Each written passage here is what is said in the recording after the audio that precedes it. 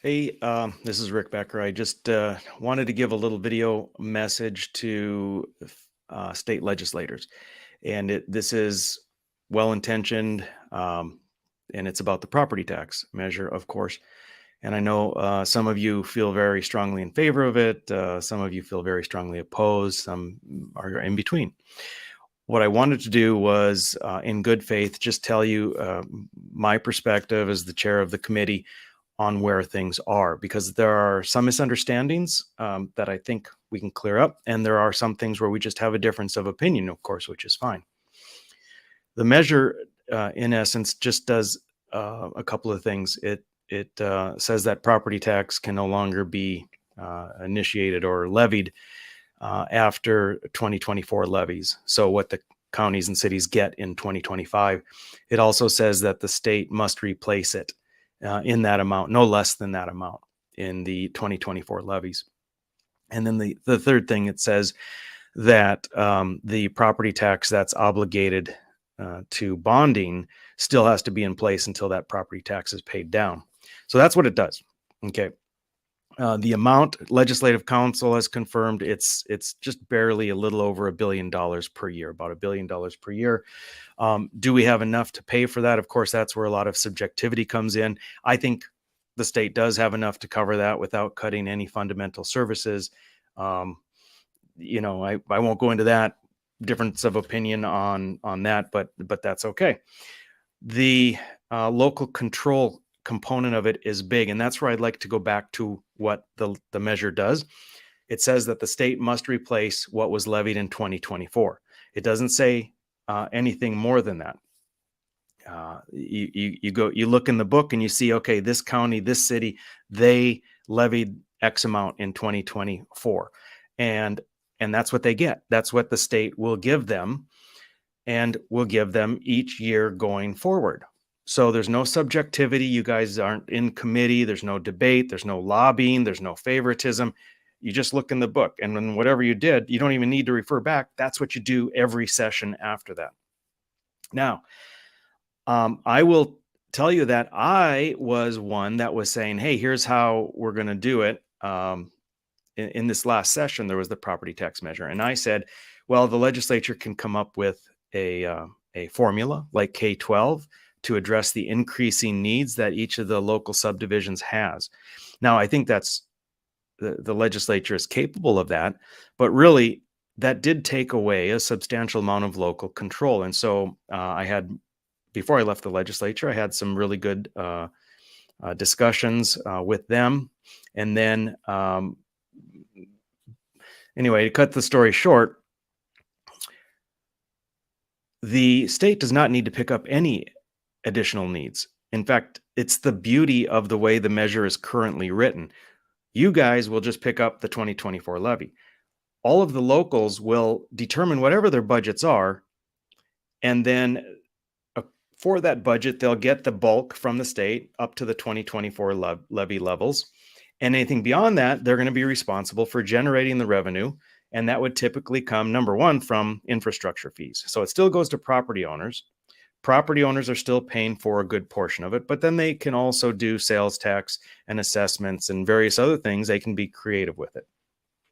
So they determine that. They retain really effectively local control.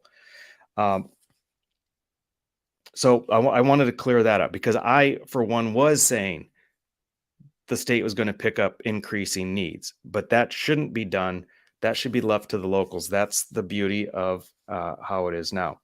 The nice thing about the locals being able to retain that control, but raise that revenue by means other than property tax, is because the responsibility is still borne by the people in that community, and in large part borne by the property owners. So that's all good, but we're moving away from property tax. So we get away from that aspect for any ad valorem tax of valuation. Who determines it? That's what's pissing off the constituents in large part. So this doesn't magically take care of overspending by the local officials, if there is any. That's up to the voters. But they are in charge, and those other ways of doing it have more accessibility to the voters. They can hear them on the city and county commission meetings. They can have public input. They can frequently take it to a vote. Okay, so there was that. Now, the legislature will need to implement some legislation to make this work appropriately, both for you guys as state legislators and for the locals.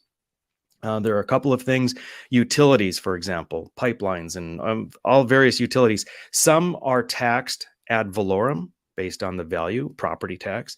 Others are taxed in other means, in lieu of.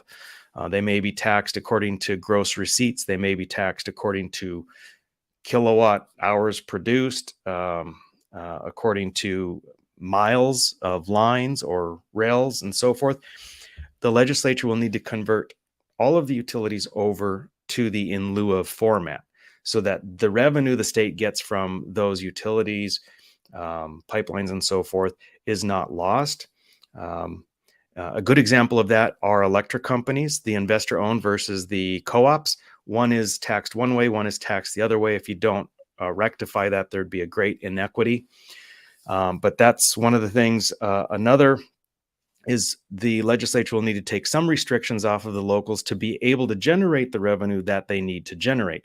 So like partially making all local subdivisions a little bit like home rule charter, partially as far as generating revenue.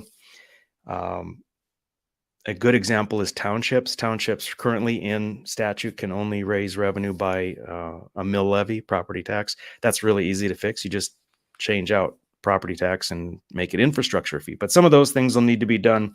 A simple language fix for bonding will need to be done because bonding can still be done. It just can't be obligated to the revenue from property tax. No big deal there. These are all very, very easy things. So I want to be clear, bonding will be able to be done after this. Assessments are still done after this. K-12 is still funded, however you guys determine, but this doesn't affect that. There is a concern about out-of-state interests having property. And first off, we should recognize that North Dakota residents, by a vast majority, pay property taxes in North Dakota. Non-residents comprise a small portion of that.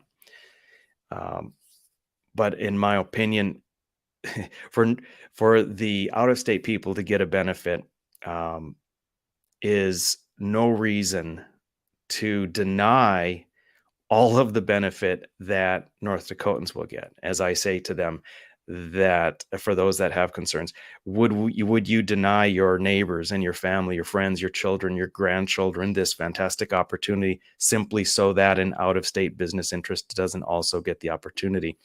Additionally, I want to remind you that the out-of-state property owner isn't suddenly off scot-free. There are infrastructure fees that will in large part replace what the new or added revenues would be.